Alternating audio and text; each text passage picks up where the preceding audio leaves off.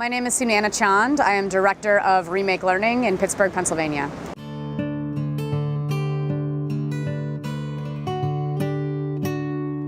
REMAKE Learning is a network of about 500 cross-sector organizations, museums, libraries, schools, higher education institutions, government, philanthropy, who are all working together to create engaging, relevant, and equitable learning experiences in this time of profound technological and societal change.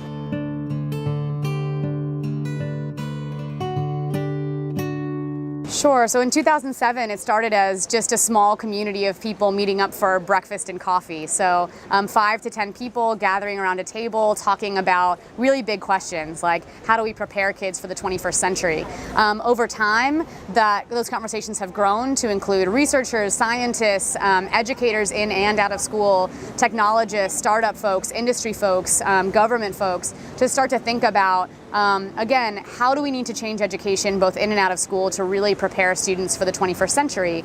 And we also have built a structure around that network. So there is funding and staff support to actually be the connective tissue between organizations. And so we have a structure in place that facilitates connection that didn't exist all the way back in 2007.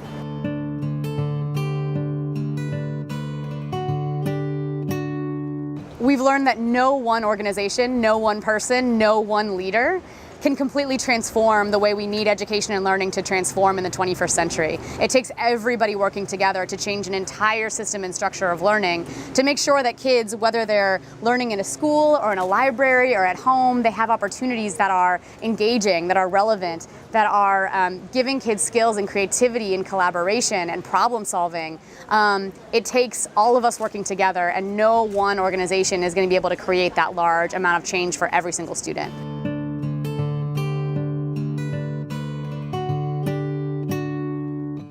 The main results, so what we've seen is we've seen over 500 organizations get involved in this conversation. We've seen millions of dollars from local foundations be invested in learning innovation in our region. We've seen things like over the past 10 years, 34 school districts have adopted innovative instructional actual staff members, whether that's directors of instruction or STEAM coordinators. We've seen 220 makerspaces start all across our region, just in educational spaces at museums, libraries, schools, and more. We've seen over 60 professional development providers step up to provide engaging, relevant, and equitable learning in our region. And those are just a few numbers. To find more, you can go to REMAKELearning.org to see our impact report, which details just the vast amount of change that's occurred over the past 10 years.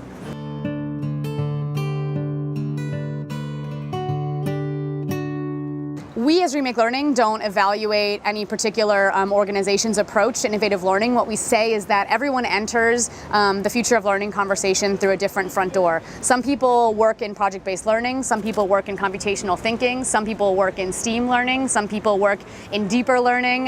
There are all kinds of different ways in which we can approach 21st century learning. And if we are really inclusive of all of those approaches, we can make sure that everyone feels welcome to the conversation and everyone benefits from the resources, the connections, the information that the network provides.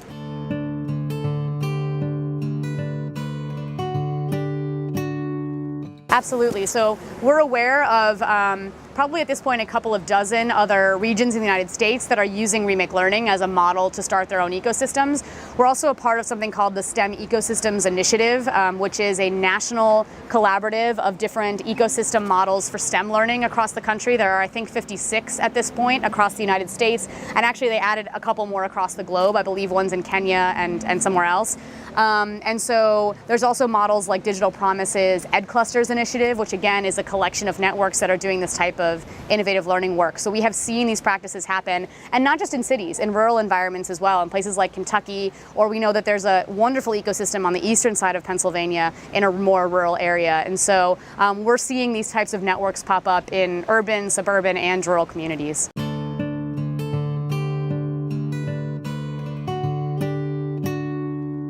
I would say no step is too small. Pull together a conversation and make sure that there's diversity of voice in the room. Make sure that, in those conversations you're pulling together, researchers and educators and scientists and technologists, and making sure that people who never would have met before start to meet. And you're going to see the amazing connections that come out of that. And these organizations are going to see the value and continue to show up. But don't think you have to start an entire huge hundreds of organization network right at the beginning. It can start with 5 people, as it did in Pittsburgh, and become something much larger over time. Go ahead and start. Don't let the perfect be the enemy of the good, and pull some people together and see what happens.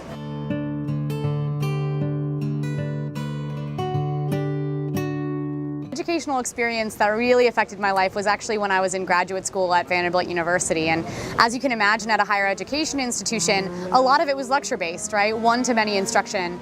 And then I had this professor who introduced the concept of project-based learning to me. And she said this entire course is going to be projects. They're going to be projects working with community members. And she didn't give any kind of set goals in the beginning, and she let us really shape the projects ourselves. And at first that was really frustrating. As a person who was trained in listen, memorize, test, repeat, I found myself frustrated and saying, just give us what you want us to know, give us a syllabus, and I'll just do it and you'll test me on it later. And what I found over the course of the course, of course, is that I learned so much more through doing a project that was engaging and relevant, and I did a lot more work, and I also got a lot more out in the end through project-based learning, which was a really great way to experience project-based learning as a learner. Makes it a lot easier for me to talk about how important it is to change the learning process for learners of all ages, pre-K, all the way through 12th grade in the case of Remake Learning, because I got the chance to experience that myself and how transformational something like project-based learning or other types of modern pedagogies really are.